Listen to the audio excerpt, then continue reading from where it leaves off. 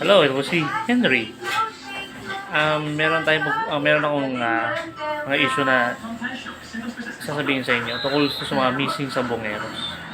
Naalala nyo na merong higit sa 10-50 na missing sa Bongeros na pinatay na nilipid sa Taal.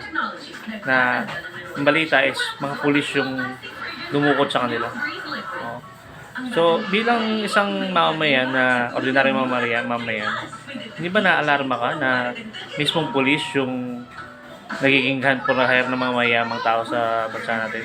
Hindi kaya kailangan natin ng proteksyon laban sa mga pulis nang sa ganun hindi na magawa sa atin yung ginawa nila sa mga misyon sa Bongeros.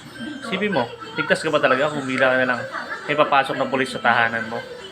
Hulihin ka, pupusasan ka bago ka patayin. Kaya dapat natin pag-usapan kung ano-ano yung mga pwede natin gawin para may iwasan yung ganito. Sa akin lang, ang pinakamahalagang gawin natin ay sumingi tayo ng karapatan sa gobyerno natin. Karapatan na ipagtanggol ang tahanan natin sa mga taong tagalabas. Kung gano'n din naman, ang mismong pulis na din ang tapasang sa atin. Dahil nga, tinabayaran siya ng mayaman na politiko. Tayong mga normal na tao, meron tayong karapatan na lumaban para sa sarili natin.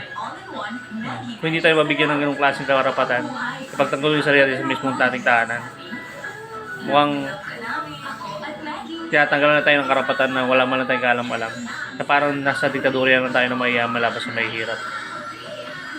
Kailangan natin ng karapatan na ipagtanggol ang sarili nating tahanan para mapreserba natin ating pamilya, sarili, tigit sa lahat yung ating karapatang pantao. Ang ibig kong sabihin sa pagtanggol ng sarili, maski mag-armas ka ng barel or espada para protektahan ang sarili mo. Kung wala naman talagang pinapakitang wala ka naman talagang krimen na ginawa, na hindi ka naman magagawa ng warrant kung wala kang krimen na ginawa. Kaya ito ang opinion ko. Kung tayong Pilipino is walang karapatan na ipagtanggol sa sarili nating bahay. Kung gano'n is parang wala na rin tayong pinagkaiba sa mga diktadura yung bansa. Yun yung opinion ko. And sana mag-comment din kayo kung ano yung mga ideya na masasabi mo dito sa sinabi ko sa inyo. Okay lang kahit anong comment ang sabihin nyo. And papalo na rin ako. Good morning.